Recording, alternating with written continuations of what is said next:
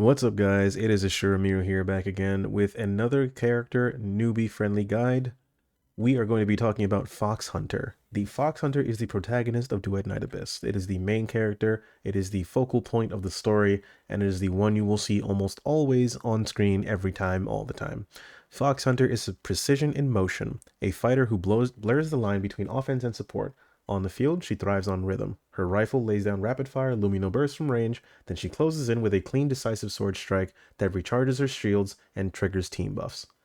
Every ability she uses feeds into momentum for the team. Damage leads to energy, energy leads to sustain, and sustain fuels her allies. She's not just fighting for herself, she's creating windows for the whole squad to go all in on every single target, if just not the one. The trick to mastering Phoxhunter is pacing. She's built around active transitions. You're constantly rotating between range control and close range disruption. Play her too slow and you'll lose a lot of pressure. You push too hard and you drop your team's uptime. She rewards awareness and rhythm, not necessarily brute power. Let's go into her stats. Phoxhunter is going to be a Lumino character focusing on Lumino attack. She is going to be a support unit, so she's going to provide a range of buffs or utility effects. She's not a primary DPS or anything else. Let's go into the numbers. She's going to be primarily using a sword and assault rifle. She's going to want to focus on skill damage, skill range, and skill duration. Her first skill here is going to be Dawn Beyond Night. Now, this is going to be level 6 with Intron +2. You unleash 2 sword waves, dealing Lumino damage to enemies on hit and guaranteed to trigger Lumino effects. The sanity cost is 15. You get 2 sword waves, dealing 1445 damage, and it is going to travel reasonably far depending on your skill range. Her first passive is going to be a skill duration +6 and a skill duration +9%. The second skill is going to be Flare. It is the ultimate skill. Deals lumino damage to nearby enemies and grants self and allies both ultra shields and incandescence. Incandescence enhances your normal weapon damage. This is going to be huge for using all of her effects because she gains skill range on this skill, as well as more skill range on this skill. Who would have thought?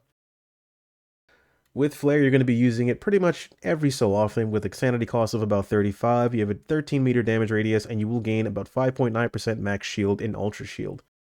The passive is going to be Diffusion. When a Lumino bonus effect is triggered, deals an additional Lumino AoE damage burst at a target's location.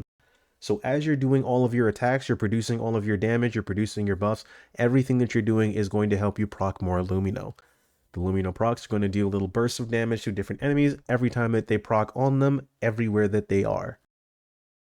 Now, at Introns, Intron level 1 for Phoxhunter is going to be pretty easy to get, same with 2 and 3 because you get them naturally from story. Let's get into that. Intron level 1 is while under Incandescence, Dawn Beyond Night sword waves deal 70% more damage, which is going to be huge for casting it and or spamming it depending on your situation. Intron 2, casting Flare creates a prism field with a 10 meter radius that lasts for 10 seconds and continuously reduces move speed of enemies inside by 50%. Good for slowing things and keeping control. Dawn Beyond Light level 2, Diffusion level +1, that's going to be Intron level 3. Going into Intron level 4, we have using a skill grants 9% attack speed for 12 seconds, stacking up to 4 times. This is good to keep your damage up and to keep your Lumino procs going off all the time.